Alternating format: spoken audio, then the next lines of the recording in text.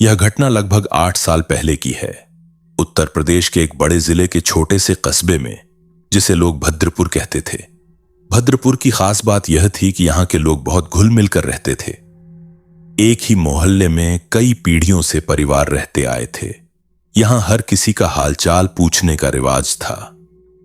घरों के दरवाजे दिन भर खुले रहते, बच्चे सड़क पर खेलते और बुजुर्ग चौपाल पर बैठकर गप्पे लड़ाते। ऐसे ही एक परिवार में रहते थे विजय और उसकी पत्नी कविता। विजय की उम्र 30 साल थी और वह शहर में एक प्राइवेट कंपनी में क्लर्क का काम करता था। कविता 27 साल की थी और घर संभालती थी। उनका विवाह कोई 5 साल पहले हुआ था। कोई संतान नहीं थी। दोनों का जीवन बहुत साधारण और शांत चल रहा था। विजय का एक छोटा भाई था, अनूप। अनूप की उम्र 22 साल थी।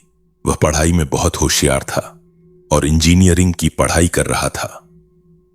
अनूप हॉस्टल में रहता था, लेकिन छुट्टियों में घर आ जाता। जब वह घर आता तो पूरे घर में एक नई हलचल सी हो जाती। कविता उसकी देखभाल बहुत ध्यान से करती, उसके पसंद का खाना बनाती, उसके कपड़े धोती। विजय को अपनी पत्नी का यह व्यवहार बहुत अच्छा लगता। वह सोचता कि कविता अनूप को अपने सगे भाई जैसा मानती है। अनूप भी भाभी का बहुत सम्मान करता। वह उन्हें दीदी कहकर बुलाता। जब भी घर आता भाभी के लिए कोई ना कोई छोटा सा तोहफा जरूर लाता। कभी चूड़ियां, कभी एक सुंदर सी चुन्नी। कविता उन तोहफों को बहुत संभाल कर रखती। विजय को इसमें भी कोई बुराई नजर नहीं आती थी। वह तो खुश होता कि उसका परिवार इतना प्यार से रहता है। धीरे धीरे अनूप की छुट्टियां बढ़ने लगीं। कभी प्रैक्टिकल के नाम पर, कभी प्रोजेक्ट के नाम पर। वह हर 2-3 हफ्ते में घर आने लगा। विजय को लगता कि पढ़ाई का दबाव है, इसलिए भाई घर आकर आराम करना चाहता है। वह अनूप पर कोई पाबंदी नहीं लगाता था। इसी दौरान विजय के चचेरे भाई सुरेश ने भी भद्रपुर में एक दुकान खोल ली थी। सुरेश की उम्र 25 साल थी। वह अकेला रहता था। विजय ने उसे सलाह दी कि वह रोज बाहर खाने की बजाय कभी कभार उनके घर खाना खा लिया करे। सुरेश ने यह बात मान ली। अब वह भी हफ्ते में 2-3 बार विजय के घर खाने आने लगा। कविता ने सुरेश का भी बहुत स्वागत किया। वह उसके लिए भी अच्छा खाना बनाती। सुरेश भी भाभी का आदर करता। घर में 4 लोगों की यह दुनिया बहुत सुखद लगती थी। विजय को अपनी पत्नी पर गर्व होता कि वह सबके साथ इतनी अच्छी तरह पेश आती है। उसे कहीं कोई शक नहीं था, कोई तनाव नहीं था। सब कुछ बिल्कुल सामान्य चल रहा था। परिवर्तन धीरे धीरे आया। विजय ने गौर किया कि अनूप अब उससे कम बात करता है। जब विजय ऑफिस से लौटता तो अनूप अपने कमरे में बंद रहता। पहले वह उसके साथ बैठकर चाय पीता था, टीवी देखता था। विजय ने सोचा शायद पढ़ाई का तनाव है। उसने अनूप से पूछा भी, सब ठीक तो है ना? अनूप ने हां में सिर हिला दिया। दूसरी तरफ सुरेश के आने जाने में भी बढ़ोतरी हुई।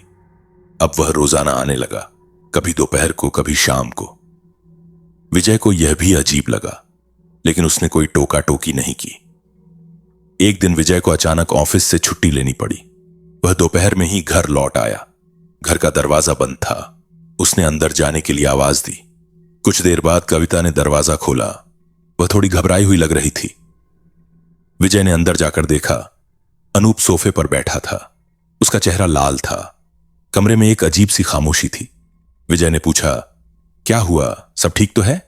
अनूप ने जल्दी से कहा, कुछ नहीं भैया, बस थोड़ा सिर दर्द है, और वह अपने कमरे में चला गया। विजय के मन में एक सवाल उठा, लेकिन उसने उसे दबा दिया। कुछ दिन बाद विजय की मां ने उसे एकांत में बुलाया। वह बोली, बेटा, मैं एक बात कहना चाहती हूं। तू अपनी पत्नी पर नजर रख। मैंने देखा है कि वह तेरे भाई और चचेरे भाई के साथ ज्यादा ही घुल मिल रही है। लोग बातें बनाने लगे हैं। विजय ने मां की बात को गंभीरता से नहीं लिया। उसने कहा, मां, तुम गलत सोच रही हो। कविता तो सबके साथ अच्छा व्यवहार करती है। लेकिन मां की बात ने उसके मन में कहीं एक कंटक सा छोड़ दिया। अब वह खुद गौर करने लगा। उसने देखा कि कविता अनूप और सुरेश के सामने कुछ ज्यादा ही सजती संवरती है। वह उनके साथ हंसती बोलती है, लेकिन जैसे ही विजय आता है वह गंभीर हो जाती है। एक शाम विजय ने छिपकर देखा। कविता और अनूप बगीचे में बैठे थे। कविता अनूप की तरफ ऐसे देख रही थी जैसे कोई प्रेमिका देखती है। उसकी आंखों में एक अलग ही चमक थी। विजय का दिल धक से रह गया। उसने तुरंत अनूप से सीधे पूछने का फैसला किया। उस रात उसने अनूप को अपने कमरे में बुलाया। बताओ सच, तुम्हारे और कविता के बीच क्या चल रहा है? अनूप ने घबराकर कहा, कुछ नहीं भैया, तुम गलत सोच रहे हो। लेकिन उसकी आंखें सच नहीं कह रही थीं। उसके अगले ही दिन अनूप बिना कुछ बताए हॉस्टल चला गया। उसने विजय को फोन करके कहा कि अचानक प्रोजेक्ट का काम आ गया है। विजय को लगा कि अनूप बचकर भाग रहा है। इस घटना के एक हफ्ते बाद एक रात की बात है। देर रात 11 बजे विजय के घर का दरवाजा जोर जोर से खटखटाया जाने लगा। विजय ने दरवाजा खोला। बाहर सुरेश का छोटा भाई रोहित खड़ा था।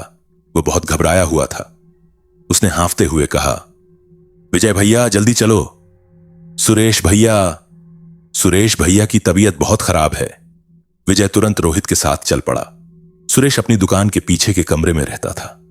वहां पहुंचने पर विजय ने देखा, सुरेश बिस्तर पर पड़ा है।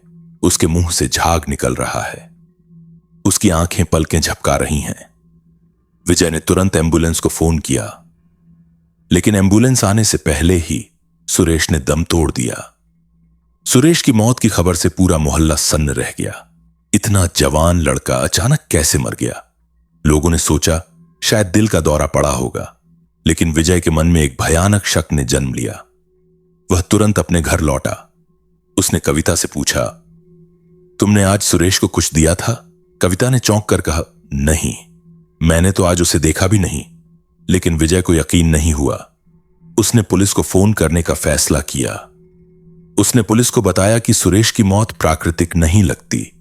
पुलिस आई और सुरेश के शव को ले गई। पोस्टमार्टम हुआ। रिपोर्ट आई। रिपोर्ट में साफ लिखा था, मृत्यु का कारण जहर है। सुरेश के पेट में भारी मात्रा में एक खतरनाक कीटनाशक मिला था।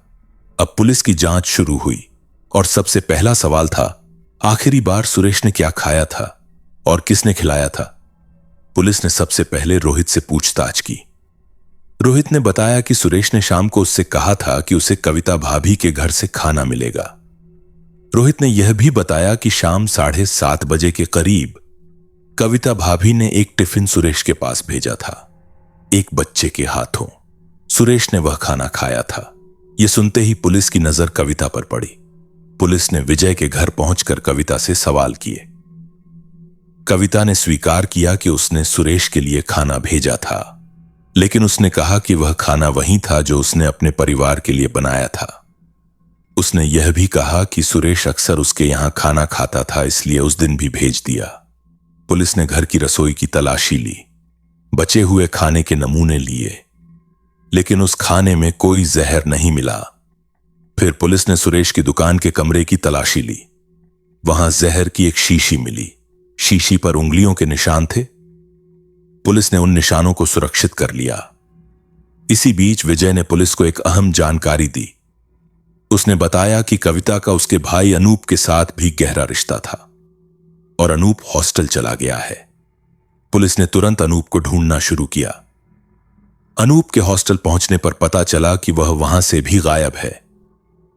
उसने किसी को कुछ बताए बिना हॉस्टल छोड़ दिया था। अनूप का गायब होना और भी संदेह पैदा करता था। पुलिस ने अनूप के मोबाइल फोन के रिकॉर्ड चेक किए। पिछले 3 महीनों में अनूप और कविता के बीच सैकड़ों कॉल और संदेशों का आदान प्रदान हुआ था। संदेश बहुत ही अंतरंग थे। उनमें प्रेम और भविष्य की योजनाओं का जिक्र था। एक संदेश में कविता ने लिखा था, हमारे बीच सिर्फ 2 रुकावटें हैं, विजय और सुरेश, दोनों को हटाना होगा। यह संदेश पुलिस के हाथ लगते ही पूरा मामला पलट गया। अब यह सिर्फ एक जहरीले खाने की घटना नहीं रही, यह एक सुनियोजित हत्या की साजिश थी। पुलिस ने कविता को गिरफ्तार कर लिया। उस पर सुरेश की हत्या और विजय की हत्या की साजिश रचने का आरोप लगा। गिरफ्तारी के बाद कविता ने शुरू में सब कुछ नकार दिया, लेकिन जब उसे उसके अपने संदेश दिखाए गए तो वह टूट गई। उसने अपना अपराध स्वीकार कर लिया। उसने बताया कि वह अनूप से प्रेम करती थी। अनूप भी उसे चाहता था, लेकिन दोनों के बीच विजय और सुरेश 2 बड़ी बाधाएं थीं। विजय तो उसका पति था ही, सुरेश भी उनके रिश्ते के बारे में जान गया था। सुरेश ने उन्हें धमकी दी थी कि अगर उन्होंने अपना रिश्ता नहीं तोड़ा तो वह सब कुछ विजय को बता देगा। कविता ने योजना बनाई। उसने पहले सुरेश को खत्म करने का फैसला किया। उसने एक दिन सुरेश के लिए अलग से खाना बनाया, उसमें जहर मिला दिया और उसे एक बच्चे के हाथों भेज दिया। उसकी योजना थी कि सुरेश की मौत के बाद वह विजय को भी किसी तरह खत्म कर देगी, फिर वह और अनूप आजाद होकर रह सकते थे। पुलिस ने उस जहर की शीशी के उंगलियों के निशान मिलाने शुरू किए। वे निशान कविता के नहीं थे। फिर पुलिस को याद आया अनूप। उसके निशान मिलाने के लिए पुलिस ने अनूप की तलाश तेज कर दी। अनूप को दूसरे राज्य में एक रिश्तेदार के घर से पकड़ा गया। जब उसकी उंगलियों के निशान मिलाए गए तो वह शीशी पर लगे निशानों से मिल गए। अनूप ने भी पुलिस के सामने सच उगल दिया। उसने बताया कि जहर की शीशी उसने ही खरीदी थी। कविता ने उसे यह काम सौंपा था। अनूप ने यह भी बताया कि वह कविता के प्यार में अंधा हो गया था। वह उसके लिए कुछ भी करने को तैयार था। उसने सोचा था कि भैया विजय के जाने के बाद वह कविता से शादी कर लेगा और सब कुछ ठीक हो जाएगा। अब पूरा सच सामने आ चुका था। अपराध था, हत्या और हत्या की साजिश रचना। सुरेश की हत्या कर दी गई थी और विजय की हत्या की योजना बनाई गई थी। अपराध हुआ था उस रात जब सुरेश ने जहरीला खाना खाया। अपराध का स्थान था सुरेश का निवास स्थान भद्रपुर कस्बा। पीड़ित थे सुरेश, जो सिर्फ एक दोस्त और रिश्तेदार था, और विजय, जिसकी हत्या की साजिश रची गई। आरोपी थे कविता, पत्नी और भाभी, और अनूप, भाई और प्रेमी। शक सबसे पहले तो किसी पर नहीं गया, फिर कविता पर गया, फिर अनूप पर गया। जांच की शुरुआत एक संदिग्ध मृत्यु से हुई। पुलिस ने पोस्टमार्टम रिपोर्ट से जहर की पुष्टि की, फिर गवाहों के बयान लिए। मोबाइल रिकॉर्ड से साजिश का पता चला। फॉरेंसिक सबूतों ने आरोपियों को पकड़वाया। उंगलियों के निशान बड़े सबूत साबित हुए। आरोपियों की स्वीकारोक्ति ने मामला पक्का कर दिया। अदालत में मामला गया। कविता और अनूप दोनों पर हत्या और साजिश का मुकदमा चला। दोनों ने अपने अपराध कबूल किए। अदालत ने दोनों को आजीवन कारावास की सजा सुनाई। दोनों को अलग अलग जेलों में भेज दिया गया। इस घटना का सबसे बड़ा असर विजय पर पड़ा। एक तरफ उसकी पत्नी थी जिसने उसकी हत्या की साजिश रची, दूसरी तरफ उसका अपना भाई था जो उसकी पत्नी के प्यार में अंधा होकर हत्यारा बन गया। विजय टूट गया। उसने नौकरी छोड़ दी, भद्रपुर छोड़कर किसी दूसरे शहर में चला गया। वह अब अकेला रहता है। उसने दोबारा शादी नहीं की। लोगों ने सुना है कि वह किसी आश्रम में रहता है।